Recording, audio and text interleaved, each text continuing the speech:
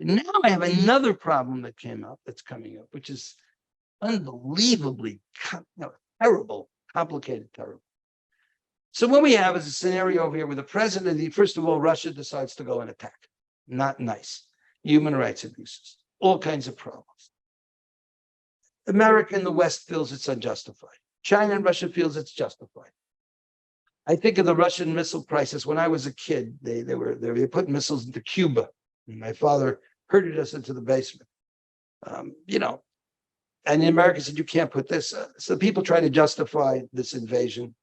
Personally, I don't like invasions. I don't think anybody does. And I'm an American. I'm an American. I'm going to talk a lot about America now. Listen, my perspective here is going to be the American perspective. I'm an American guy, American company, America written all over. So the American's perspective is that it's a terrible thing, and I agree. So we should stop buying guns. Agree. So what happens? The president of the United States, who I have to respect, he's the president, capital P, says, I'm making an executive order, no more diamonds in Russia.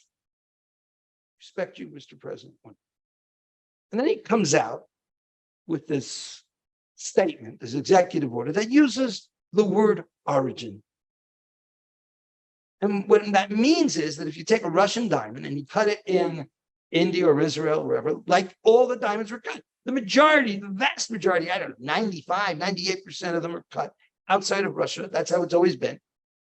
It's full. It's no longer a Russian origin. Now it's an Indian Russian origin, Israeli origin. So what we see with governments is they like to play games with terminology. Anybody hear about conflict diamonds? You might think that those things are stopping human rights, but it's not. It's a word game. So now, honestly, you think the president of the United States is stupid? I don't think so. I mean, come on. He knows what he's doing. He's got good advisors.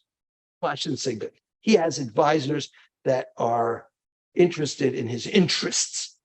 He has interest-driven advisors that say to him, you can't really sanction Russian diamonds because the Indians need to sell them to America, and India is a very important strategic relationship with us for the purposes of national security.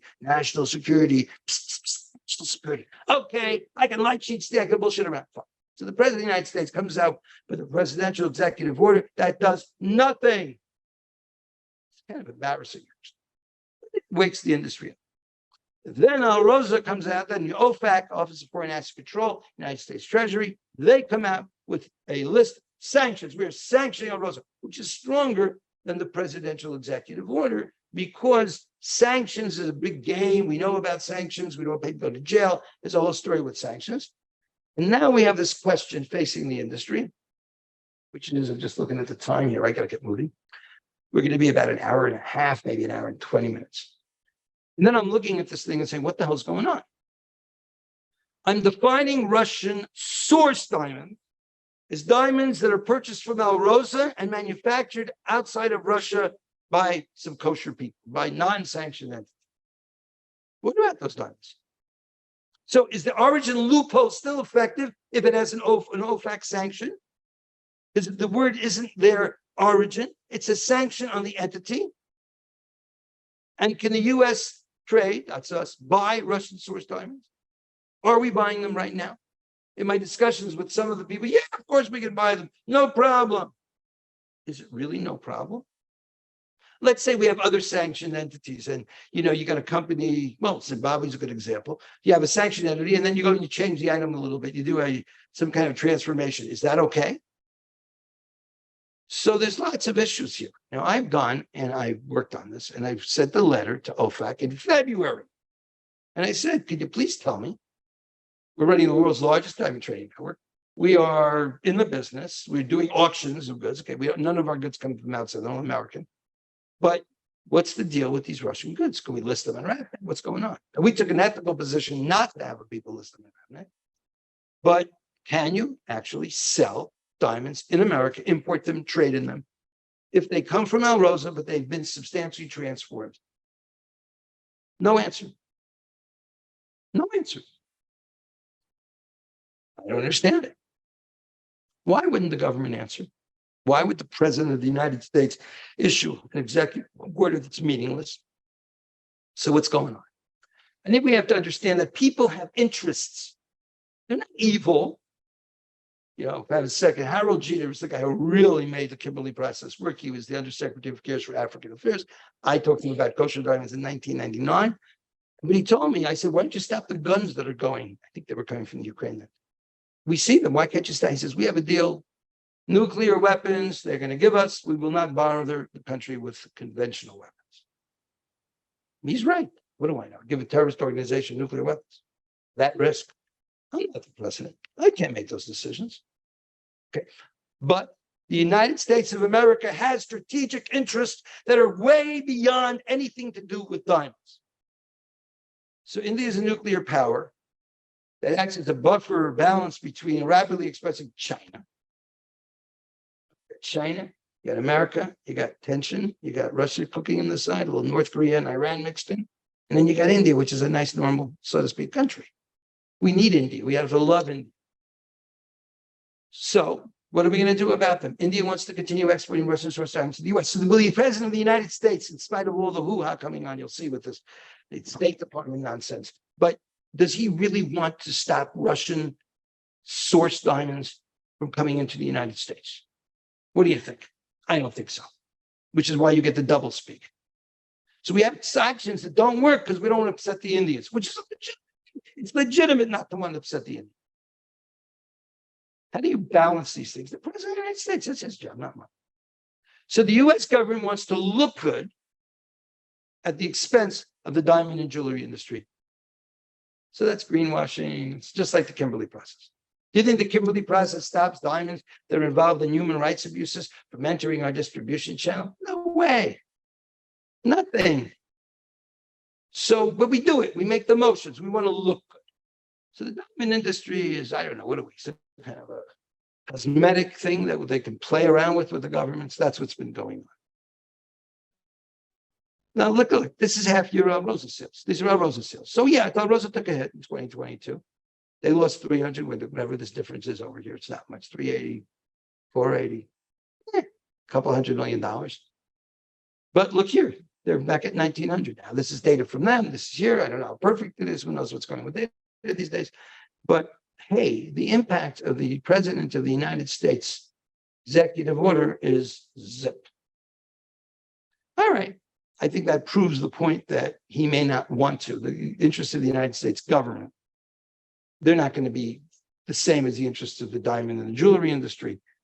They may be the same as the strategic partners. So we need to bear in mind that governments are not there all the time. For us, they have different interests than the interests of our U.S. diamond and jewelry. And I'm going to talk a lot about the United States diamond and jewelry industry here. It's the most important, man. This is where the money is. This is where the diamonds are. So you shut down America and you can really eat your diamonds. Okay. So America is who buys the diamonds. There's another thing here that really bothers me a lot. And I actually went to testify in Washington it was during the Republican, it was during Trump's era. And the relationship with the US government is terrible. Horrible. It's just ridiculous. And it's not just this president, this administration, this political party. The United States, the jewelry industry is not relating to the government at all in a rational way.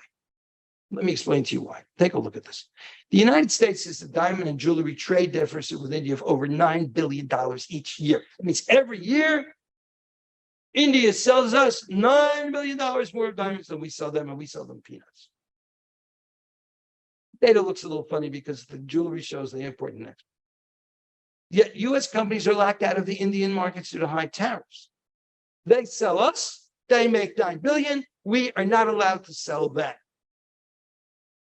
India is the third largest and fastest growing diamond market in the world, and we can't sell them. But we'll buy $9 billion from that, more than $9 billion trade surplus. So what am I talking about? Look at this. Diamonds, 0% in the US. Sell us all your diamonds, no problem. India, 7.1%. Trade deficit, 1 year, 6.2 billion. From the 2022 timeframe, it was 76 billion just on diamonds. Gold jewelry also 28.8%. If you have a nice piece of jewelry, high-end jewelry, Tiffany jewelry, Cartier, you can't bring it into India. The tariff is huge. We're 5.5%. They're 28. And that, by the way, there are additional charges they add on. But let's just look at the official tariffs. So what we see is that over the last, from 2000, the United States has given India a wonderful gift of $111 billion. And no one in Washington is willing to say, reciprocity. You charge us 7.1, we'll charge you 7.1. They did that in 5 minutes. No problem. There would be no duty in India. But we don't stand up for ourselves. My father would call us schmuckalanis. We're schmuckalanis.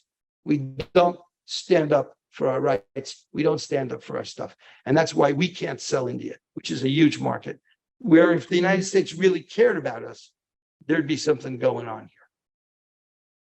So this is actually not a good graph because it includes imports and exports. And then I'd like to talk about one other thing about our relationship with government as to what's really going on. Now, I can't tell exactly what's going on because, frankly, I'm a little busy running my own business to start running the American government's business. But we looked at the data. It's a miracle. Diamonds under the half carat in size, somehow, there's many wondering, I don't know if it's money, but somehow, $2 billion a year, we are exporting small diamonds, Melody, more than we're importing. Now, we are the largest recycler. We sell melee from American pawn shops and stuff and refiners. But that's ridiculous. Look at what's going on. Take a look at 2022. 4.695 billion, that's billion. 4.695 billion we exported, and we imported 2 billion. And these are not synthetics. You go back to 2000, you're talking about $45 billion. Now, those exports are getting paid for. Somebody is wiring that money to the United States. Either this is some kind of a statistical problem, which it could be. I don't know what the American government statistical people are doing. Or it's the beautiful $45 billion money laundering that's going on at the tune of $2 billion a year. The United States government can figure this out in 5 minutes if they want to. So all of the United States data is pretty much screwed up because I can't trust their data under the half carat. Doesn't make any sense. Unless, of course, they're smuggling the goods in and then they're exporting them out. I don't know. This sucks. This stinks. So what have I said? I said, we got a problem over here with the United States government.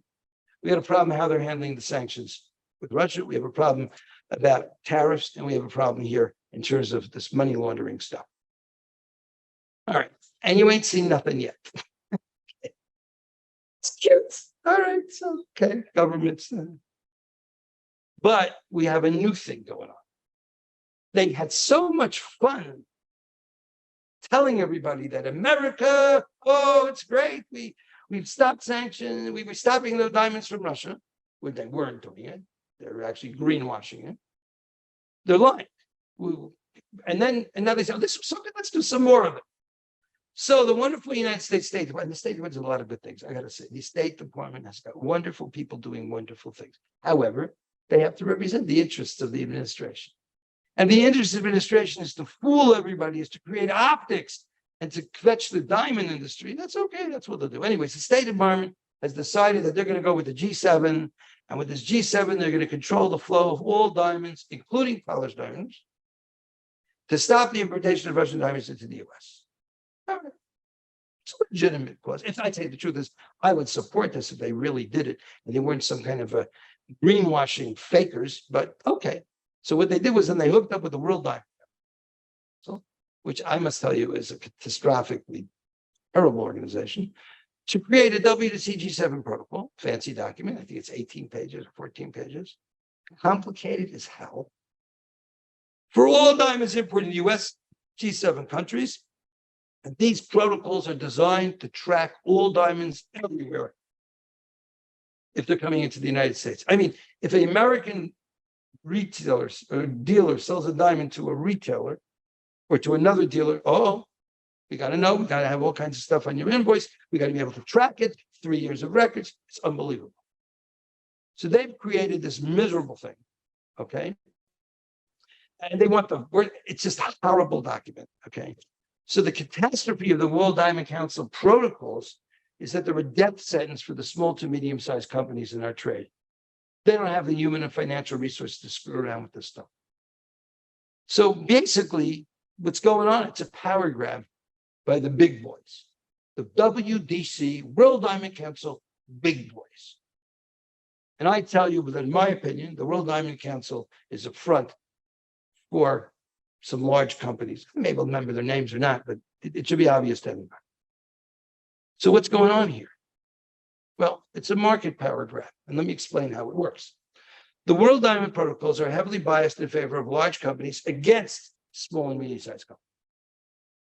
They will enable the mining sector to control the polished diamond markets through selective distribution of auditable rough diamonds. So what happens is this, companies, the Bears, example of a company. You want to buy my diamonds, I'm able to audit my diamonds. So you want to buy my auditable diamonds, you got to be a side holder. And we'll tell the side holders how they can sell and who they can sell. So what happens is this will extend the power of the mining companies all the way into the polished market. Smaller companies who have access to auditable rough or polished, controlled by the larger companies, forced out of business. You think the Bears sales went down 29%? I can see the issue here of the smaller jewelers in the United States going down by 29%. Maybe some of it's going to be because they're older and they're baby boomers and their kids don't want to go into this business. That's fine. But I'm telling you, it's horrible. So the WDC proposal not only segments diamonds into auditable and non-auditable categories of diamonds and separates them, it segments people. You're a big company. You have employees. You can track everything that happens every day from every invoice. You're a little guy. You can't do that. Go away. Go away. You can't even, you're not in the game. Furthermore, we can't ignore the fact that the WDC is highly influenced by the big companies that fund it. I like to see, where does the WDC get its money? It is in the big company interest to eliminate smaller players. That's what they want. Less players, less people, less competition, less market competition. No competition, you got to come to us, you got to buy by us. I am very concerned about this World Diamond Council thing. I'm concerned about the role of the Bears. I'm concerned about the world of Signet. I'm concerned. So what? Warren Rappaport's concerned. The WDT proposal will reduce market competition and destroy existing efficient polished markets. It's going to push the industry into the hands of the big people, which is a crime against the small people. And that's what we're facing over here with this WDC G7 kind of a thing. Now, they're encouraging people to sign up for this thing. Oh, just don't bother reading it. I read it. It's not easy to understand. Don't just sign that you agree. You let us run your life. You let us destroy your industry. Don't sign it. It's terrible. I'm telling you, don't sign anything the World Diamond Council or the World Federation of Diamond Bushers puts in front of you. Certainly don't sign anything until you have read it and understand it. And I challenge you to understand it, by the way. So you can't live that way. You simply cannot allow these outside companies to screw up the American market. Not acceptable. So the way forward is to offer an alternative and straight and simple G7 protocol if they really want to do it. And I don't even believe the G7, which is led by the United States, really wants an effective sanctions to work because they're in love and they have to be in love with India. But let's assume that for these 10 minutes, they're honest. Okay, so then let's come up with the real way to do this. Okay, so we have to come up with another program. The US is the most important diamond market because we buy much more diamonds than anyone else. But the United States jewelry industry has been treated like garbage. It's time for us to wake up and take action. We are more important, most important. Yes, we're mistreated by all these foreigners who just want to take our money. They don't want to give us any rights. They don't want to give us any power. And they want to control how our industry works within the United States. It's time for us, when I say us, I mean the United States diamond and jewelry industry, to reach out to our government representatives and ensure that the legitimate interests of the United States diamond and jewelry markets are supported and protected by our congressional representatives. State Department's not going to protect us. Administration's not going to protect us. Fish to fry. They got their own priorities. They have national security issues. Our congressmen, our senators, That's the power that we have to rely on. It's interesting. The State Department told these guys, you should know that whatever offers you're going to make, like this G7 proposal I'm going to show you from Rapaport, no, it's not sufficient. It's not sufficient. We're going to not accept it. Who the hell are you not accepting, Mr. G7? Who the hell are you to tell the United States jewelry industry how to track its business? And who the hell are you to tell us, you World Diamond Council people, how to clean up the diamond industry when you're sitting on Zimbabwean goods, when you're supporting the KP that's certifying Russian diamonds right now as being legitimate, Kimberly processed.